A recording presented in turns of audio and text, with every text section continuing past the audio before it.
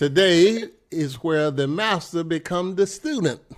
So we're looking at relationship, how to repair dad's and daughter relationship.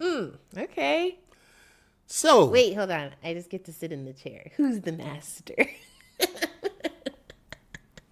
you're the master today. I just wanted to say that. It's just fun. Okay, go ahead. What are you going to ask me? So today, how do fathers repair a relationship with their daughters? I mean, regardless of what it is, don't have to be something in particular. How do you get daughters to listen to fathers, especially when they're giving instruction?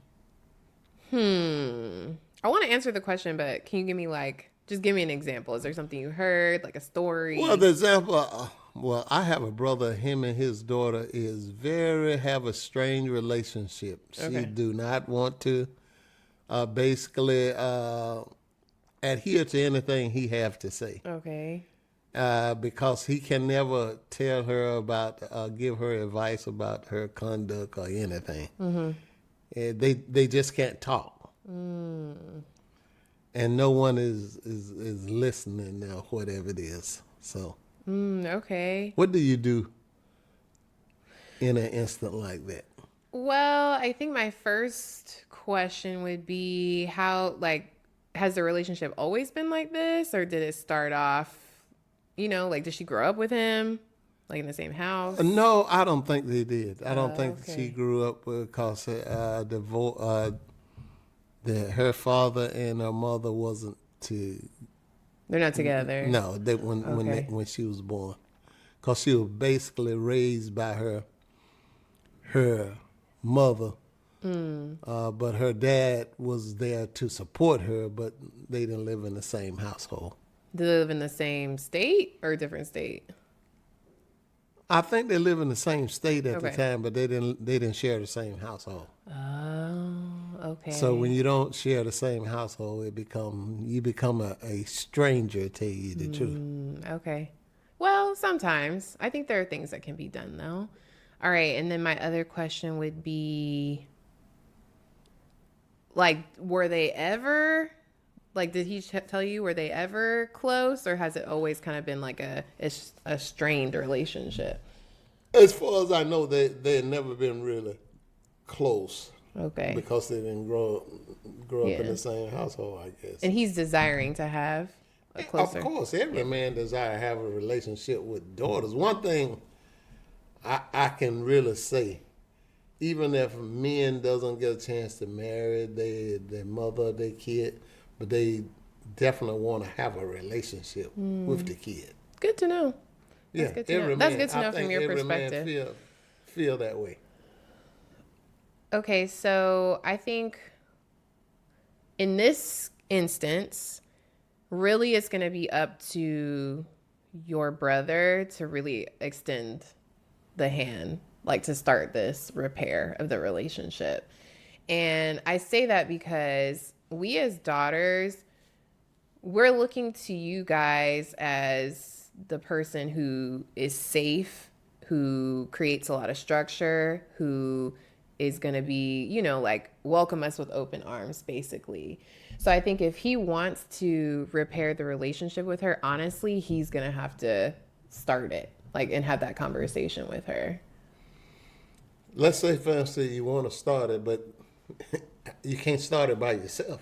No, you can't start it by yourself. But I think if you were to approach her with a lot of humility, hey, I recognize that you and I, we don't see eye to eye, whatever it is that you have to say, But I think as daughters, what we want to see from our dads is you're really making an effort to pursue us. You guys are the first pursuers. You're making an effort to really go after us when it comes to our emotions and our feelings. That's what we really want to see. We really want to see a dad who's trying to really understand where we are. Because it's one thing to give her, because you're well, she's not listening. Well, I wonder, is there a foundation to is there trust? Because we listen when there's a lot of trust, right? We really want to hold on to what you say. Every daughter wants that. I'm going to go ahead and tell you. We love our dads. But sometimes we just don't trust you because that foundation hasn't been built. The safety, so all we hear is nagging or like control as opposed to like guidance. And those are two very different things. How can you be nagging? I mean, if you're a grown adult, you should be able to know 1 + 1 = 2. What do you mean? I mean, you don't have to agree with what the person say, but listen. I don't think you have to agree with what they say, but if your relationship's already rocky, you're going to have to, I mean, it's like a house. Like, you're going to have to bulldoze the whole thing down and kind of start from the foundation. And that makes sense. Because, yeah, she's an adult and she might know what 1 + 1 = 2, but if it's coming from somebody you don't, you know what I'm saying? That's going to look very different. It could look like 1 + 1 = 2. It could look like 1 + 1 = 2. Like, it's, it's all about the deliverer of the information. Sure. So. It is. A deliverer of anything makes a difference. Yeah, that's what we want. Like, we want a dad who's going to not just tell us what to do, but one, recognize, hey, I see you. Like, that's what we want. I see you and I see the situation, and it may not be good. And maybe I didn't do everything I could have, because we're not expecting you guys to get it right all the time. But I think what we're expecting is like honesty, humility, right? So if he were to come to her and say, I really don't know what to do, we can work with that. Honestly, it's like you and I, we keep talking and we keep doing this. A daughter, we can work with that. Okay.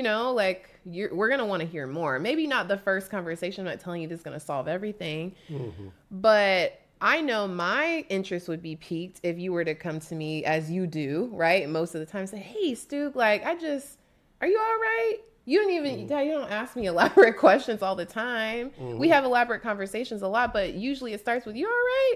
And I'm like, no, I'm not, and then I'm like, I think it could be simple. It doesn't have to be overcomplicated. Okay. Yeah. Okay. But what do you think the man need to feel from the daughter? What if he's reaching out the best way he knows how, but the daughter not reciprocating? I understand what you just said. Yeah. Shouldn't it be a little degree of courtesy to kind of hear him out too? I think you're looking at this from the lens of our relationship, and you might have to look at it from a different lens. That's all. Because you've created a lot of safety and security for our relationship, and I think you're looking at it in terms of how I would respond. This is just, I could be wrong. Correct me if I'm wrong. But if that foundation is not there, I'm sorry, but no. Like, it's the dad's responsibility, honestly. Because if if you guys are trying to teach us, go for the men who are about something, go for the men who really going to take care of you and who love you. You need to see that. We have to see. Yeah, we got to see that from you first. So it's hard for us to take what you're saying and we don't see it. Yes. So it's 100% on the dad right now. Just to at least make the step. I got you. Yeah. I got you. I just want to hear it from the... Create the space. From this woman point of view. Yeah. Because there's a lot of things that I think we can overlook as a male and as father. That doesn't say that we have all the right answers. Yeah. Even though we lived a little longer than you have, but we know certain things that that can get you in trouble or whatever it is, but maybe you don't want to hear it because for whatever reason. I don't know. Sometimes, but I also think, Dad, like your generation, you guys think about emotions and emotional things differently. You've evolved, I will say, like you've really tried with me. Like I said, in my 20s, our relationship, it changed. It evolved to you more listening to me. Cause I think you guys had a term back in your day where it's like kids are meant to be seen, not heard, Yeah. And sometimes I don't think you're intentionally doing that, but if you and your brother were raised that way, it's going to trickle down in some way. Yes. But I think I came to you and I was like, Dad, I can't, no, like, I need you to really hear me too, not just see me and not just, it's all right, baby girl. Because I get what you're trying to do, but also I need you to hear what I'm saying. And I think sometimes maybe for him, she also needs him to hear what she's saying, not just see what she's doing and correct it or give his feedback. Maybe just hear her out too. And I think it's going to take on both sides. Yes, if you want to bring it back to that, it's going to take a lot of humility, a lot of, do they both want the same thing? You know, do they both want to repair the relationship? Can they both come to the table like, okay, and this will be a great thing for uncle to do. When we're feeling like we're coming to a point in the conversation where we probably need to stop, let's do that. But I want to hear everything you have to say, good or bad. And then if it comes to a point where we're butting heads, let's just take a break and let's come back. We're looking for that from you too, like the guidance. Like she's missing some of that. She needs to see it, or else she's gonna go try to find it in some other guy. And he's wondering probably, why does she keep choosing these as you guys call them, tackhead jokers? Yeah. Well, Dad, I'm here to tell you it's because she didn't see it modeled. You have to be able to see. I expect that because I saw it from you. You know what I'm saying? Like I saw you really take a lot of leadership with kindness about, you know, this is not going anywhere. And again, it doesn't have to be eloquent. You call yourself a country boy. You do it the way you know how to do it. You tell me, baby girl, this ain't going nowhere. Okay, Dad, then we come back. I'm mad, you're mad, or we disagree, but we come back later. Maybe it, you know, it may need to be that too. So, yeah. So how do the mother fit in there when they all see that there's a conflict between father and daughter? What can the mother do to probably help mediate that conflict between the two? What could she do? I think probably encourage the dynamic, and that's another that's a can of worms in and of itself, right? Because I think we would have to, okay, what's the dynamic of the relationship between the wife and the husband? But anyway, if they put that aside and it's about the child, I think that the wife or mother, whatever her role may be, if she's no longer the wife, can really just encourage the relationship. And I think, again, it's going to take a lot of honesty, though, right? Because if the daughter doesn't see the mom having any respect for that person, that's going to be really hard. So if the mom would also have to say, you know, he and we didn't work out, if she truly wants this, but I would want you guys to work out, or whatever it is. She doesn't have to say, just be honest. Like, I'm not, or if she doesn't want to be a part, like, I can't really weigh in on that. I would love for y'all to work it out, but I think we're just looking for honesty. We're looking for transparency, and that you guys don't have all the answers, and that's okay. Yeah. But now I know this may be a difficult question for you because you don't have a sibling. But what if the other person have a sibling? You can speak from an only child. Point of view. And I think, I know that my brother, him and his daughter, she was the only child. But what if there are another sibling? What kind of advice would you tell your sibling? Because you probably don't know, because you don't have that kind of what do you mean relationship. Like, what I mean is, say, you need someone to talk to, or whatever it is. Even if you talk to your best friend and say, yeah, me and my dad are not getting along, or whatever it is. Do single women look for an outlet that they can share stuff like that with, when they know their relationship with them and their dad's not on the up and up? Yeah, because I have a friend, and her dad, their relation, she just said, my dad is not one of my people. And she talks to us about it. Like, she talks to, like, her close friends about it. Is that what you mean? Yeah, but did she ever say why? She says why, and she said, I'm really happy you guys are doing this podcast because maybe my dad can listen to it. I think she said, basically, she doesn't feel that her dad truly understands her. He doesn't truly, like, her lifestyle is one of more, like, free spirit, esoteric, like, you know, she doesn't work a traditional job. She's a coach, But she makes her own money. She does her own thing. She's not. But she's happy at doing Yeah, what she's she happy needs he's to do. doing what she's doing, but she doesn't feel that she can truly be herself with her dad. And so it's just a point of sadness for her. Like there's sadness there. She's worked through it, but obviously, you know, there's still some, it really pricks the heart because we all want to Do be. you think she need his approval more than anything, or I don't think she needs his approval. I think but she just needs listening, his understanding. his understanding. We don't saying need you this, guys to approve everything for us. We just want to feel seen. We want to feel like, not that you even agree with, because you don't agree with everything that I do. No. But I think that what I want to know is that you're just listening. And I even want to hear honestly, no. Mm-hmm. And I think a lot of daughters want to hear no, because at least we know where you stand. Mm-hmm. And it's very clear. It's hard when we know you might want to say something, you feel a certain way, and you don't say it. Yeah. Then we're like, okay, I know you really, but then we're assuming, and it gets real confusing. So I think we're all just wanting an open and honest conversation with our dads. Yeah. Do you believe that women look for men with the same traits their father had? Subconsciously or consciously, yes, I do. I really do. Mm-hmm. Mm-hmm. Mm-hmm. Mm-hmm. And then if not, she may choose someone completely opposite, but then that's still from a place of like, it's not from sometimes, hold on, what am I trying to say?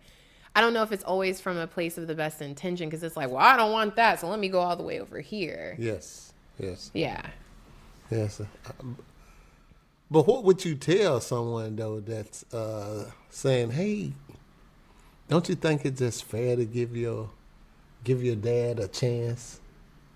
I mean, one of your best friends said, well, me and him are just not there. What would you tell them in order to try to bring them, like I say, to close that gap between them? Because I think it always starts with somebody got to be willing to listen. Yeah. And I think it depends on who the information comes to, right? Like if, in my friend's case, if, say, the information came to her, the inkling came to her, like, man, I'm feeling really upset with something that happened with my dad. She comes to her friends, and her friends encourage her to go talk to her dad. Then it came to her first. So then, yeah, maybe she's getting pushed or nudged by the universe to like take that step and go talk to her dad.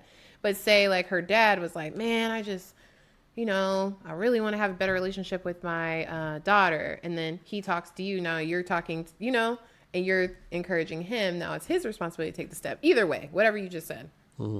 It's somebody has to take the first step. Mm-hmm, mm-hmm. So I would just really tell the person or the friend to really do a lot of soul searching, I would say, or just some self-analyzation about why and what is it that you're hoping to accomplish. Do a lot of young women think in professional help, therapy is a bad thing? Because right now, when you tell people you need therapy, they'll look at that like a bad thing. I don't need nothing. You need it. Oh, I don't. I mean, are you saying it in terms of like you need therapy, like in order to get that person needs to get help, or like a genuine suggestion? Because I think we all can use it. Yeah. And I don't think if you're in a relationship, it's not just one person need it and the other one don't, because they both need it, because there's a problem there that they need to be able to deal with. Yeah. But I notice a lot of people, though, when you think, hey, let's go get some professional help, I think they'll do it when they think this is the last chance to manipulate this person. Not that I want to do it in order to help, but to manipulate the person. Do you? I would hope not. I think therapy can be a really good tool. Now, nothing good comes from those intentions. So if they want to use it as a last resort to manipulate, then they're really not going to achieve the goal that they want, which is to have a better relationship with the person. You know what I'm saying? Like, I do think, yes, of course, it takes self-analyzation. But say, for example, you do all that, right? Like you sit with yourself, okay, I really want to talk to my dad because I want to have a better relationship. That's really bottom line. You go to your dad, it's just not working. You could suggest, hey, would you be open to us talking to someone, because sometimes it does take that. Sometimes people don't It have does. the tools to be able to navigate their dynamics by themselves, and they do need like a third party. There's nothing wrong with that. But a lot of people believe too that if you love each other, you'll work through it regardless. Love is not enough. Meaning, It's just not. Like, I love you, Dad, but we also have to have like some real hard conversations sometimes. Sure. And I think that like we could use love sometimes as a way to like glaze over things, and glazing over things, just what we talked about earlier, it's not solving the issue. And then it's just going to perpetuate a dynamic that's unwanted. So I feel like that's what I mean by love is not enough. It takes work sometimes. Now, there's a lot of grace and cushion with that. Love does. It can, like pick you up when you're down. But just to cover over something like it's not happening, or it doesn't like exist, it doesn't exist. that's not going to work. Yeah. It's only going to work for some time, and then it's going to blow up, because a dynamic that's not working is not going to be able to sustain. There's no way. Because the reason I said that, because I'd have heard, I know my parents used to say, love conquers all. It conquers all. It conquers some. You should be able to talk with each other. You should. And the thing it is I truly believe there are people out there that can actually talk to each other. Yeah. And that they can compromise what's better for each other, because they do feel that way. And you're right, but 90% of us, I think, do need some professional help, because think about it. Most kids now are coming from broken homes. One family member. That's not saying that's any fault to them or whatever it is, but they just don't have the skill, or they have never been modeled in front of them how to handle a conflict, or when you upset with each other or whatever it is. What they always see is what happened on TV, or happened on rap shows, or this and this and that, and that, this and that. I love that you still call it TV. And they think, and they think it's acceptable. Yes. Okay, there's a couple of things. One, I love that you still call it TV. I think that's social media. I think it's funny. TV, No, I just think it's cute that you call it TV. And the second thing is, when we're so like in our stuff, it's true, we can be so zoomed in on like the issue that it is difficult to take a step out of it in order to be able to have a conversation. I do believe that. So yes, I do believe that we need help sometimes. Now, the stigma behind therapy, I think there's different ideals about it, like some people really think that it's great. Other people think that it doesn't help. But regardless, at the end of the day, what is the goal? Like, what's the goal between you and that person? Because you can have your thoughts about anything, but are your thoughts helping you to progress or not?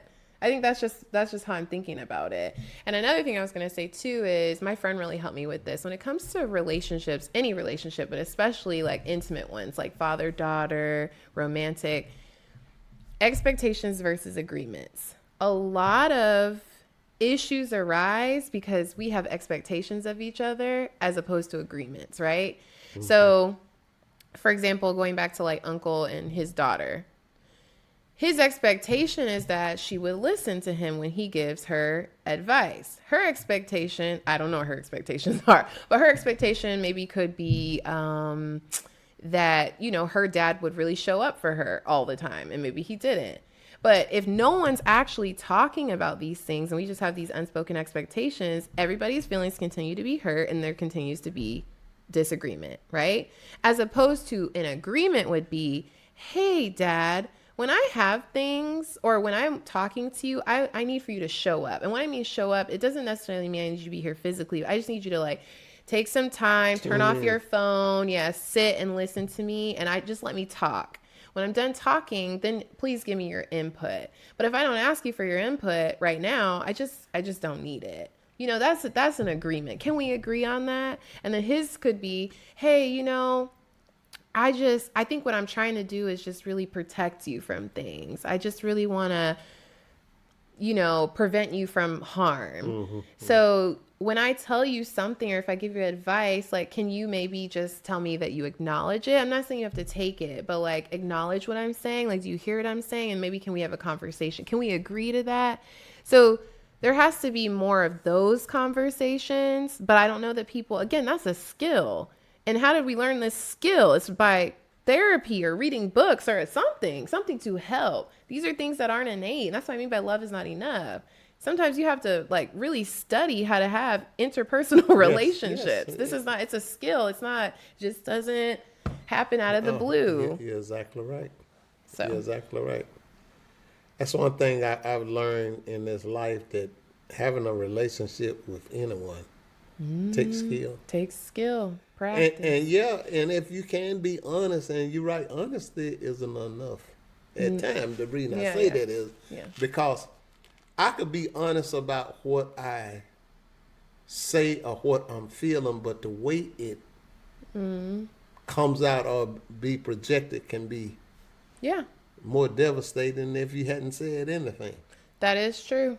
Because it's there. That's true. And that's what I'm saying. There's a skill to honesty, right? There's a skill to even conveying like feelings, like nonviolent communication. Like I read the book and I studied it. Like I took a whole little online course about doing nonviolent communication because I wanted to learn, how do I portray my feelings to someone, especially in a really contentious relationship? How do I say, well, I feel disappointed because ... But I had to learn how to do that. That was not easy for me. So, like I said, we don't all have to know and get it right. But say if you and I had a conversation about that, like, hey, I don't know what to do here, but I'm going to try to do this so I can learn what to do. I'd be like, okay, Dad, I see you trying. Come on. Yes. And your heart opens because love propels you to do things. It doesn't, it's not everything, but it propels. It really does. It really does. Okay. With one thought that we're going to leave the audience with. Okay. If a person have to do one thing to foster their relationship between father or daughter, what would that one thing you would say? Be yourself, 100%. Like, be yourself. Because we as kids, we know. Like, we know. Like, we may not have the words to articulate, but we know you as our parents. Like, we just do, especially if we grew, like, I grew up with you. I see you. You can look to the left and I'm like, uh-oh. There could be the slightest switch in eyebrow and, forehead wrinkle, whatever. And I think especially now as an adult, I want you to be able to just be yourself. Just be authentic. Be real. Because we can sense all that stuff. And we know when you are and we know when you're not. And I think we crave and desire authenticity within relationship. Well, guys, you heard from the student today, which is the master. Until next time, please tune in for season 3 of... No, it's 2. Season 2 of... Stuuuke! Peace.